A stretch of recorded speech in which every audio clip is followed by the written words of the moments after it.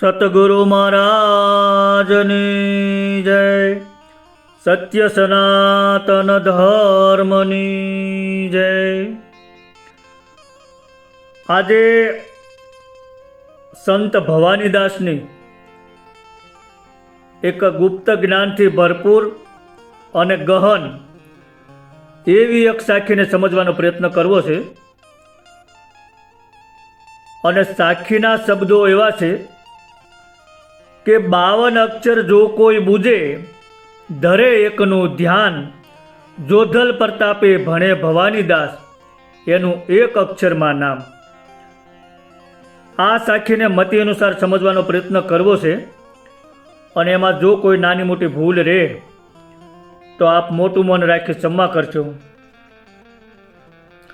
હવે આ સાખીમાં સંત ભવાનીદાસ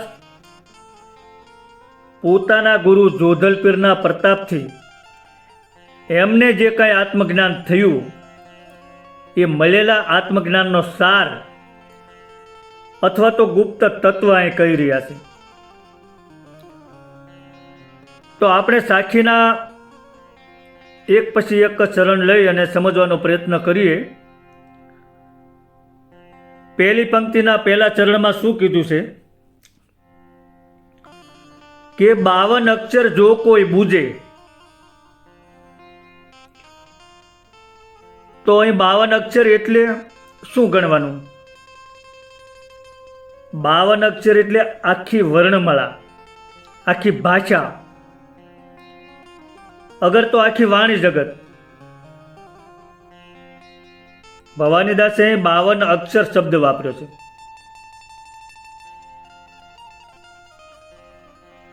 ગુજરાતી ભાષામાં કુલ 52 અક્ષર ગણાય છે.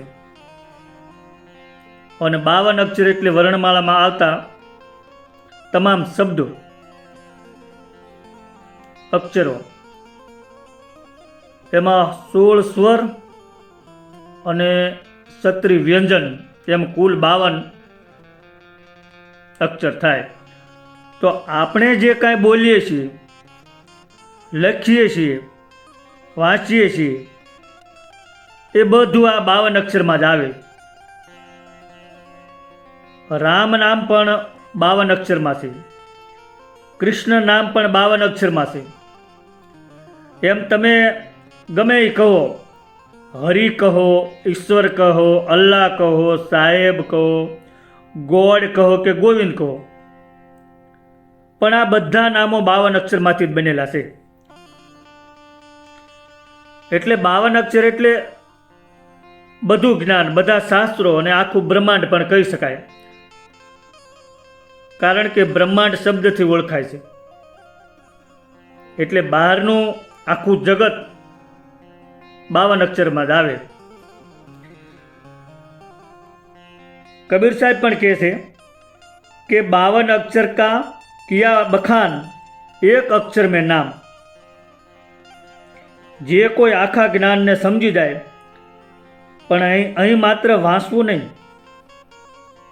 તમે જો બૂજે શબ્દ કીધો છે, અને બૂજે એટલે વાંચવું નહીં પણ અનુભવથી જાણવું, અનુભવથી જે જાણે એવું કીધું છે.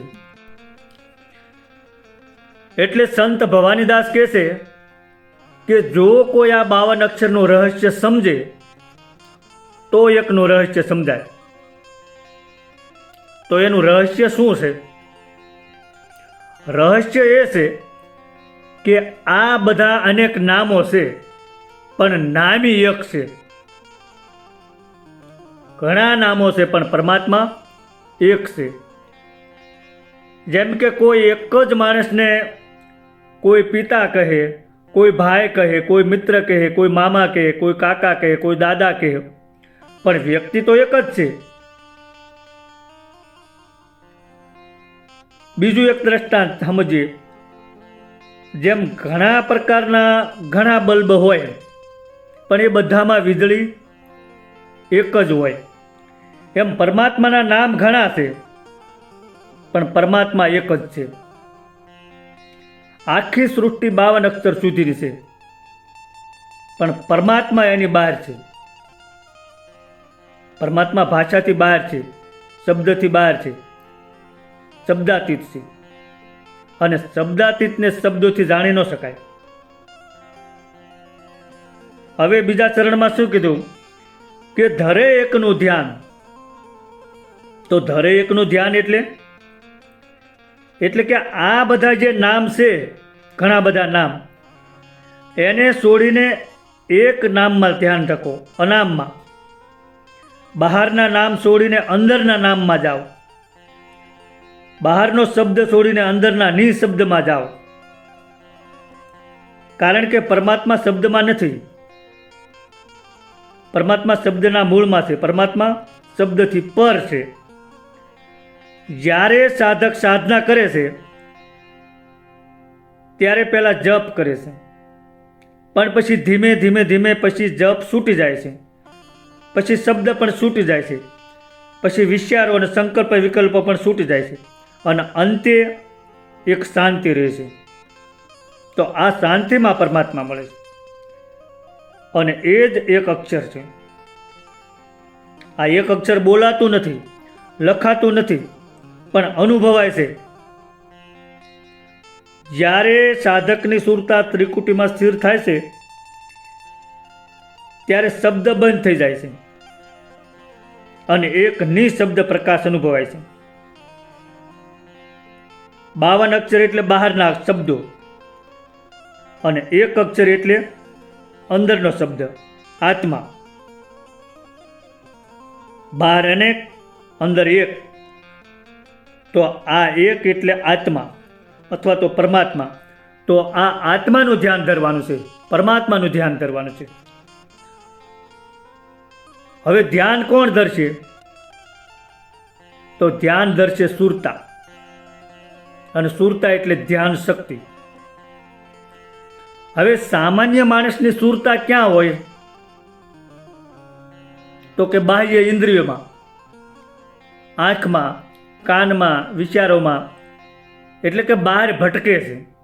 સામાન્ય માણસની સુરતા બહાર ભટકે છે. જો કે એને સુરતા ન કહેવાય, વૃત્તિઓ કહેવાય.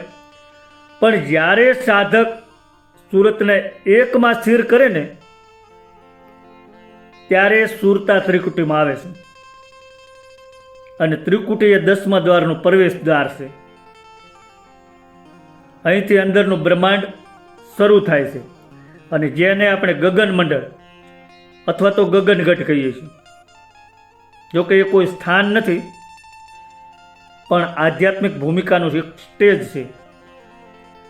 જ્યારે સુરતા ત્રિકુટીમાં સ્થિર થાય છે ત્યારે બહારના અક્ષર ખતમ થાય છે અને અંદરનો શબ્દ શરૂ થાય છે, જેને સંતો અનહદ કહે છે. 52 અક્ષર એટલે મન અને માયાનો વિસ્તાર. એટલે કે આખી સૃષ્ટિ શબ્દથી બનેલી છે, વિચારથી બનેલી છે, પણ પરમાત્મા શબ્દથી પર છે.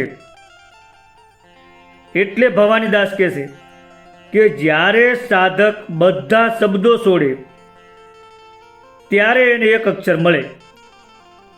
તો આ એક અક્ષર શું છે? આ છે આત્મા, નિજ સ્વરૂપ, અગર તો સત. આ એક અક્ષરને જાણવાનો છે, અને આ એક અક્ષરને જાણી લ્યો, એકને જાણી લ્યો તો જગત આખું જણાઈ જાય. પછી કાંઈ જાણવાનું બાકી રહે નહીં. કારણ કે આત્મા પોતે સ્વયં જ્ઞાન સ્વરૂપ જ છે.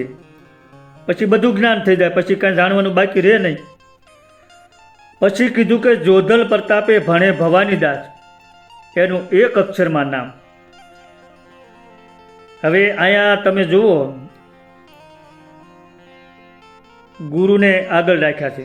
હાસો શિષ્ય ગમે એટલો જ્ઞાની હોય ને તોય ગુરુનું સ્થાન હંમેશા ઊંચું રાખે. ગુરુને આગળ રાખી અને સંત ભવાનીદાસ કહે છે કે મારા ગુરુની કૃપાથી મને જે સમજાયું છે કે એ પરમાત્માનું હાસું નામ એક અક્ષર છે, એને જાણવાનું છે. એટલે ભવાનીદાસ કહે છે કે શબ્દોમાં અટકશો નહીં, બહારના બધા નામ છોડો અને શબ્દના મૂળમાં જાઓ. આત્માનો મૂળ પરમાત્મા છે, એ એક છે અને એ એકમાં સ્થિર થાવ ત્યારે પરમાત્મા મળશે. જ્યારે સાધક આ એક અક્ષરમાં સ્થિર થાય છે ને ત્યારે એને પરમ શાંતિ મળે છે અને એ જ મુક્તિ છે, એ જ હાસું આત્મજ્ઞાન છે. સદગુરુ ભગવાનની જય.